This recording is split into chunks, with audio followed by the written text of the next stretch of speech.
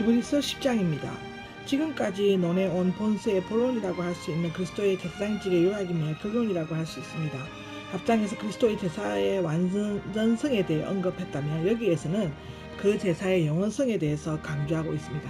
내용은 레위인들의 제사의 부적합성과 그림자로서의 율법, 그리스도의 제사의 타당성이고 다섯 번째 훈계와 경고, 그리스도를 부인하지 않도록 조심하라는 내용이 담겨 있습니다.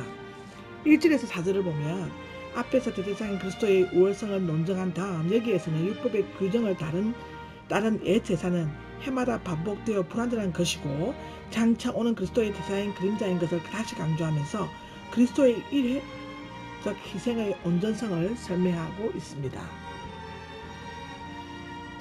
1절 보면 율법은 앞으로 올 좋은 것들의 실체는 아닙니다. 원문에서 접속사 왜냐함이가 들어가 있는데 앞에서 말한 그리스도의 대사의 완전성을 입증하기 위한 근거를 다시 확인하려고 하고 있습니다. 본서에서 구약과 신약을 대조시킴으로써 구약에 상응하는 신약의 성취를 나타내고 있죠. 그림자와 실체가 그 한 예입니다.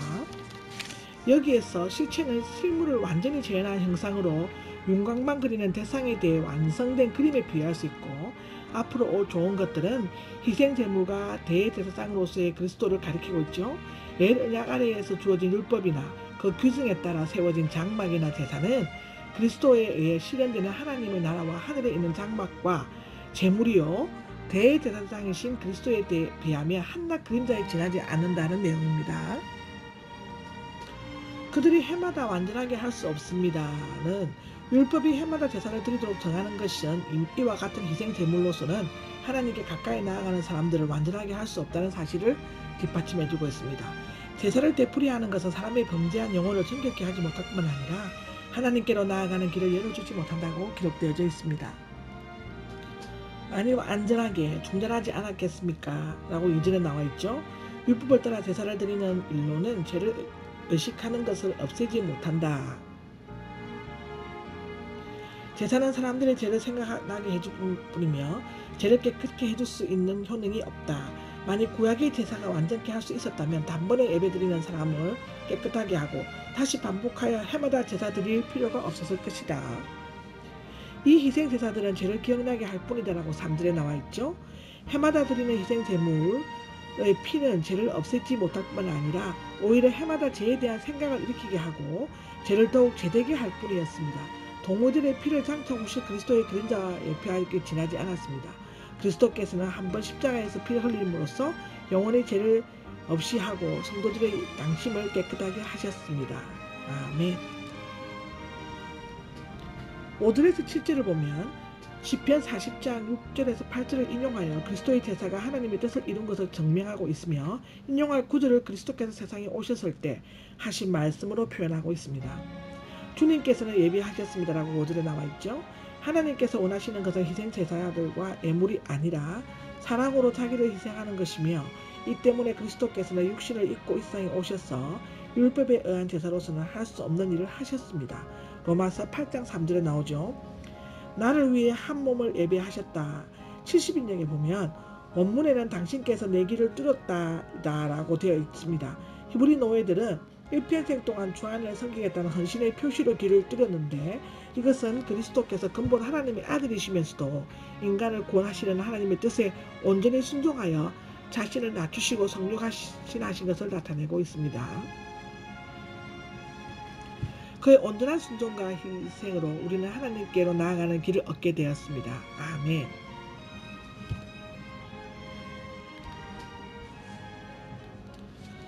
보십시오. 행하러 왔습니다. 라고 7절에 나와 있는데 앞에 시편 인용의 계속으로서 역시 그리스도께서 하신 말씀으로 표현을 하고 있습니다.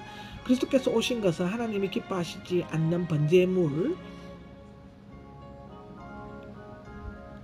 하나님께 온전한 헌신을 상징하는 제사나 속죄 제사들을 가리키며 예물들과 같은 헛된 의식은 행하려 함이 아니라 주님의 뜻을 행하시기 위함이었습니다. 하나님께서 율법에 따라 드려지는 이런 의식들을 기뻐하지 아니하신 것은 의식과 자태 때문이 아니라 단순히 의식적인 행위를만 형식적으로 반복했기 때문이었습니다. 이것은 그리스도께서 자발적으로 자신을 드러내는 새 언약을 맺게 되는데 결정적인 동기가 되었습니다. 여기의 두루마리 책은 오실 예수 그리스도에 대해서 예언한 말씀이 구약 성경을 가리키고 있습니다.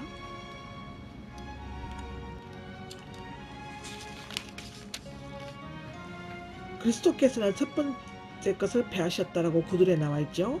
그리스도께서 오셔서 하나님의 뜻에 따라 그 몸을 희생 제물로 드리신 것은 언약의 율법에 의한 제사와의 폐지와 그리스도에 의한 율법의 완성과 새 언약의 체계를 위함이었습니다. 이 뜻에 따라 거룩하게 되었습니다라고 10절에 나와 있죠. 구약의 제사가 해마다 되풀이 되었지만 우리를 근본적으로 깨끗게 하지 못한 것과는 달리 하나님의 뜻에 따라 행하진 그리스도의 십자가 죽음은 완전한 제사였습니다. 이로 말미암아 우리는 죄는 모두 용서되고 단 한 번으로 모든 죄에서 완전히 깨끗함을 받았습니다. 거룩하게 되었다는 분리하다, 성하다, 정결케 하다의 완료 분사인데요.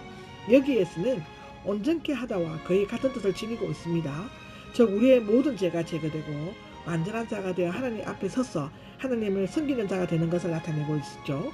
단 한 번에는 그리스도의 제사가 단 한 번으로 영원히 그리고 완전히 완성하신 제사였음을 의미하고 있죠. 그 결과 단 한 번으로 하나님 앞에서 어렵다함을 받고 거룩하게 되어진 것을 나타내고 있습니다. 11절에서 14절은 날마다 제사를 드려도 죄를 온전케 제거할 수 없는 지상의 제사장들과 단 한 번에 모든 죄를 온전케 제거할 수 있는 새 언약의 대제사장이신 그리스도가 대조되고 있습니다. 11절을 보면 모든 제사장은 아론 계통의 제사장은 세 가지 특징을 지니고 있습니다. 날마다 서서 직무를 서서 수행한다. 두 번째는 똑같은 희생 제물을 되풀이해서 바친다. 세 번째는 그런 것들은 결코 죄를 없애지 못한다 라고 되어 있습니다.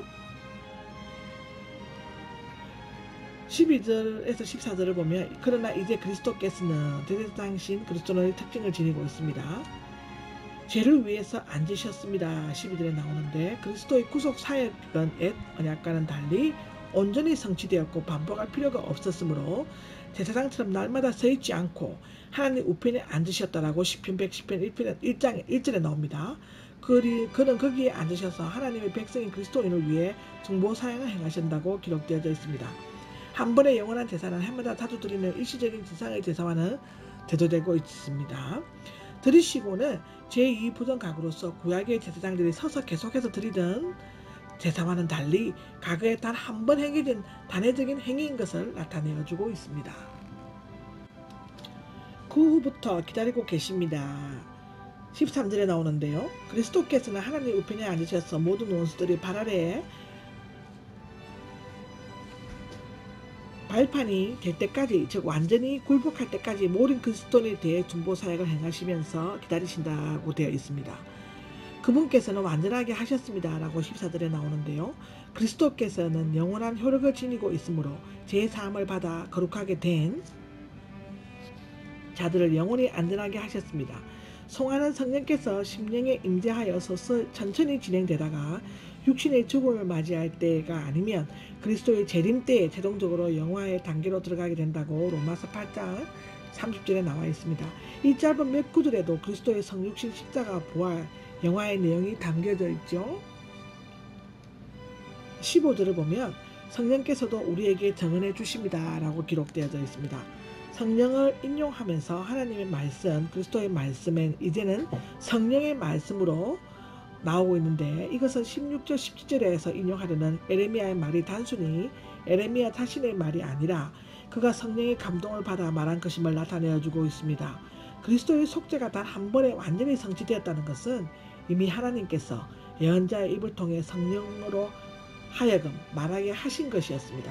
레위기 31장 33절, 34절에 기록되어져 있죠.